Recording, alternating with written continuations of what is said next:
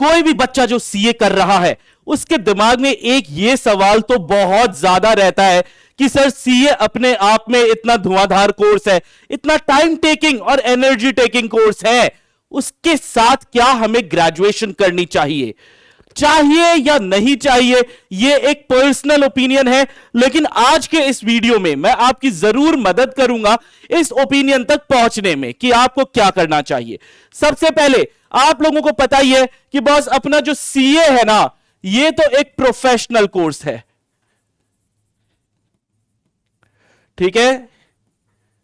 CA अपना professional course है। इसके साथ जब ग्रेजुएशन की जब आप बात करते हैं तो यह अपना एक अंडर ग्रेजुएट कोर्स,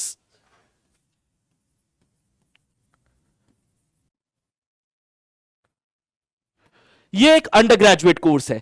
तो सिर्फ सीए करने से काम चलेगा क्या? काम चलेगा नहीं, काम दौड़ेगा। सीए अपने आप में सफिशिएंट है।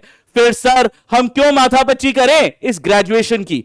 समझिए, आज आपको हायर स्टडीज के लिए अगर आउट ऑफ इंडिया जाना होता है तो वहां के कॉलेजेस है ना, सीए की डिग्री को एक पोस्ट ग्रेजुएशन की डिग्री के बराबर नहीं मानते हैं। इंडिया में जरूर माना जाता है, आईसीएआई ने यह करवा लिया है कि सीए की डिग्री और पोस्ट ग्रेजुएशन के भी ऊपर मास्टर्स की डिग्री के बराबर माना जाएगा, लेकिन ये इंडिया में है। विदेश में अगर हमें कभी पढ़ना है या कभी कोई बड़ी एमएनसीज में अगर हमें काम करना है तो उनको बेसिक रिक्वायरमेंट होती है, सर सीए भी है ठीक है, ग्रेजुएशन चाहिए। सर हमें ग्रेजुएशन से ज्यादा आता है, उससे नहीं पता, हमको तो एचआर को तो चाहिए कि ग्रेजुएट हो नहीं हो, ग्रेजुएट ही नहीं हो, तुम तो 12वीं पास हो। सीए हूं मैं, नहीं 12वीं पास हो। तो अंडर ग्रेजुएशन करना एक रिकमेंडेड चीज होती है, लेकिन अंडर ग्रेजुएशन में जनरली सीए का बच्चा जो है ना बेटा, वो दो तरीके के कोर्स कर सकता है।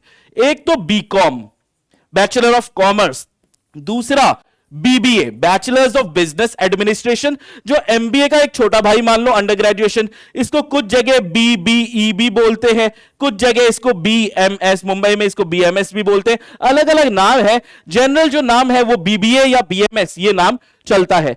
मेजरली मैं आपको बताऊं, जो भी बच्चा सिलेक्ट करता है ना, वो सिलेक्ट करता है बीकॉम को। ऐसा क्यों सर?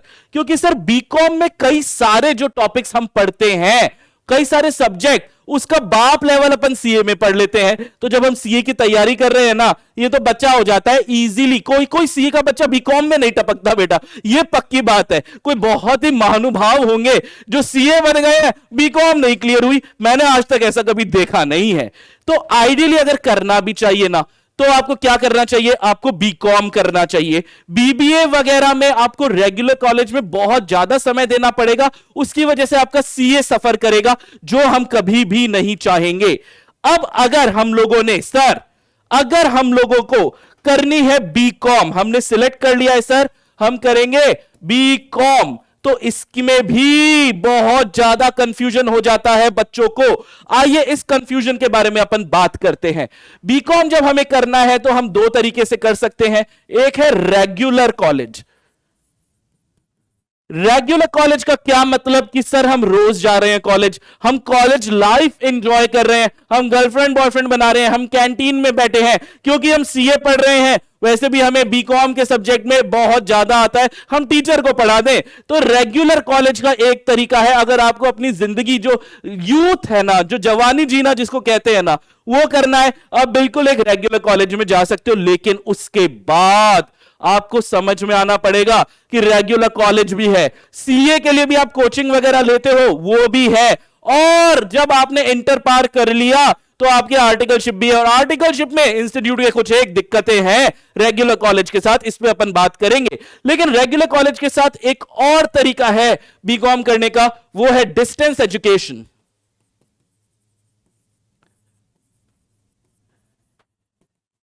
या आप इसको कॉरेस्पॉन्डेंस बोल सकते हो।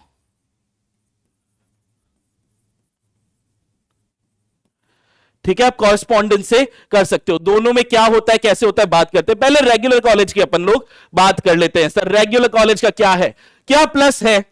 अगर पॉजिटिव्स की बात करें और नेगेटिव्स की बात करें तो भाई पॉजिटिव तो कॉलेज की मस्ती, इससे बड़ा पॉजिटिव कुछ है ही नहीं। ठीक है, इससे बड़ा कुछ पॉजिटिव चीज है ही नहीं। साथ में साथ में आपका क्या होगा सर, थोड़ा communication skills, speaking skills, personality develop हो सकती है। जरूरी नहीं है रोज कॉलेज जाके भी लोग पीछे चुप बैठे रहते हैं, यह भी हो सकता है। लेकिन नेगेटिव में क्या है, नेगेटिव में क्या है भाई, नेगेटिव में है अपना सीए कोर्स विल सफर। हो सकता है हम बीकॉम तो हो गए, सीए नहीं हो पा रहा। और तो और नेगेटिव में क्या है रेगुलर कॉलेज के साथ, अगर आपका इंटरमीडिएट क्लियर हो जाता है ना बेटा, आप जाओगे आर्टिकलशिप के लिए। आर्टिकलशिप में सीए इंस्टीट्यूट की बहुत कठिन शर्तें हैं कि भाई अगर तू रेगुलर कॉलेज कर रहा है ना, तो तेरा कॉलेज शाम का होना चाहिए, तू सुबह का और दिन का कॉलेज कर ही नहीं सकता। अब इसमें मेजरली कॉलेज जो है, बड़े कॉलेजेस जो हैं वो तो निकल ही जाते हैं। शाम के कॉलेज, इवनिंग क्लासेस बहुत कम कॉलेजेस में होती है।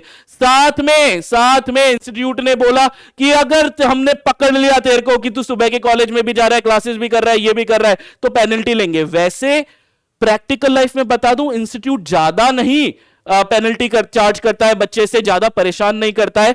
लेकिन रूल तो रूल है कि आइडियली उन्होंने अलाउ नहीं किया। उन्होंने क्या बोला कि यार देखो, अगर आप 12वीं के बच्चे हो, अब 12वीं के बाद फाउंडेशन का एग्जाम दोगे, इंटर का एग्जाम दोगे, इंटर का रिजल्ट आएगा, वो पास हो जाओगे, उसके बाद अराउंड 2 साल निकल जाते हैं अपने ग्रेजुएशन के। उसके बाद हमारे ये वाली दिक्कत आएगी कि आप मॉर्निंग कॉलेज नहीं, इवनिंग ओनली इवनिंग कॉलेज जा सकते हो। ये दिक्कत बाद की है, अभी की नहीं है। तो 2 साल मस्ती में कॉलेज निकाल लिया आप लोगों ने, उसके बाद आपने 2 साल की, अब नए कोर्स में अपने 2 साल की आर्टिकलशिप वो करो, फिर तीसरा साल जो है उसको खत्म करो, तो ग्रेजुएशन थोड़ी लंबी चली जाती है। ये जरूर है अगर रेगुलर के पीछे ही पड़े हो। मेरा सजेशन है रेगुलर में तभी जाना जब आपका एडमिशन कोई टॉप कॉलेज में हुआ है।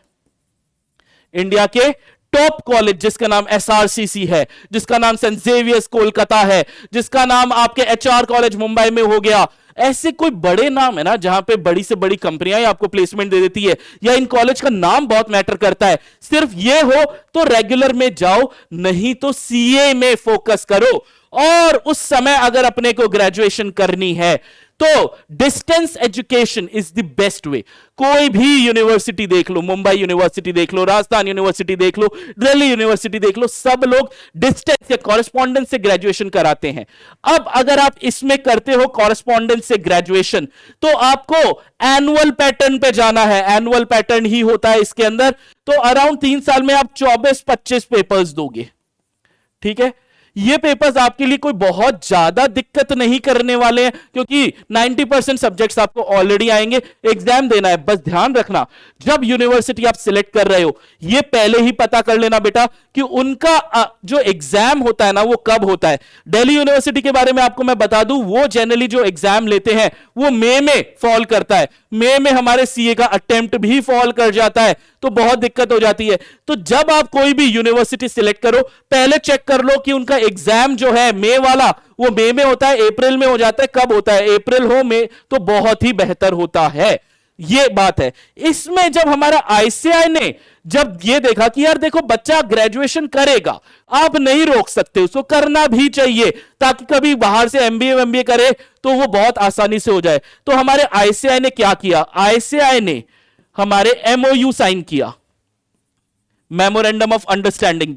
एक तो Indira Gandhi NOU, Indira Gandhi national open university के साथ एमओयू साइन किया। दूसरा एमओयू साइन किया भारतीय यूनिवर्सिटी, भारतीय यूनिवर्सिटी के साथ आप उन्होंने एमओयू साइन किया। अब इस एमओयू के अंदर क्या हुआ, और मैं आपको बताने वाला हूं कि सर आप इग्नू से किस तरीके से मेजरली बच्चे इसको सिलेक्ट करते हैं। तो अपन इसके बारे में लेक्चर को ज्यादा, वीडियो को ज्यादा बड़ा नहीं करेंगे, इसके बारे में अपन बात करेंगे कि इग्नू के साथ अपने को अगर ग्रेजुएशन करना है और क्या एमओयू साइन हुआ, आपके लिए बहुत फायदेमंद है। इग्नू क्या बोलता है कि सर अगर आपका सीए का बच्चा फाउंडेशन क्लियर है, ठीक है, मतलब उसने कई सारे पेपर दे दिए हैं, वो फाउंडेशन क्लियर है, चलो पहला टिक आ गया। उसने इंटर में एडमिशन ले लिया है, फाउंडेशन क्लियर है तो फिर तो इंटर में लेगा ही ना, और जाएगा कहां पे, तो वो इग्नू में एडमिशन ले सकता है। अब इग्नू में एडमिशन लेने के फायदे मैं आप लोग को बता देता हूं। आपके कई सारे पेपर जो होते हैं ना वो एग्जाम्प्ट हो जाते हैं। आपने सीए फाउंडेशन पार कर लिया, इंटर पार कर लिया, अगर आपने सीए फाउंडेशन पार कर लिया और इंटर पार कर लिया तो इग्नू बोलता है कि भाई सुन, अब सिर्फ मेरे है ना 6 पेपर्स दे दे, बाकी पेपर्स नहीं दे। हम वहां पे 24-25 पेपर दे रहे थे, यहां पे इग्नू बोलता है 6 पेपर दे दे तू, सिर्फ 6 पेपर, जो हम सीए में डिटेल में नहीं पढ़ाते, उसमें 3 तो लैंग्वेज के पेपर है, इन्वायरमेंट, एक्सपोर्ट इंपोर्ट, ये बकवास पेपर है, ये पेपर तू दे दे, प्लस साथ में तू क्या कर ले अपनी, अब तो 2 साल की हो गई, 2 इयर्स आर्टिकलशिप कर ले।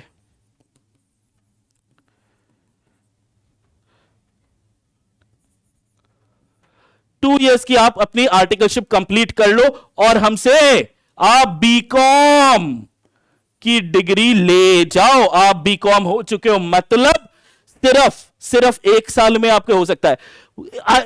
इग्नू में फाउंडेशन में paper exam, inter paper exam, सिर्फ 6 पेपर दो, 2 साल की आर्टिकलशिप पूरी करो और आपको बीकॉम की डिग्री मिल जाएगी। ये बेस्ट तरीका है सीए स्टूडेंट्स के लिए बीकॉम की ग्रेजुएशन की डिग्री भी करने का। अगर करना है, फिर बोल रहा हूं, या तो आप टॉप कॉलेजेस से कर रहे हो तो बात ही है, कोई बात नहीं, हम 1-1.5 साल बाद में सीए बन जाएंगे। लेकिन अगर यह नहीं होता है तो आइडियल है आपके लिए इग्नू से बीकॉम करना, और उसके बाद भाई जल्दी से जल्दी सीए खत्म करो और उसके बाद एमबीए करो, जल्दी से जल्दी बड़े से बड़े कॉलेज में सारी पर्सनैलिटियां बन जाएगी। बताना मेरे को कि आप लोग किस तरीके से अपनी ग्रेजुएशन मैनेज कर रहे हो। All the very best.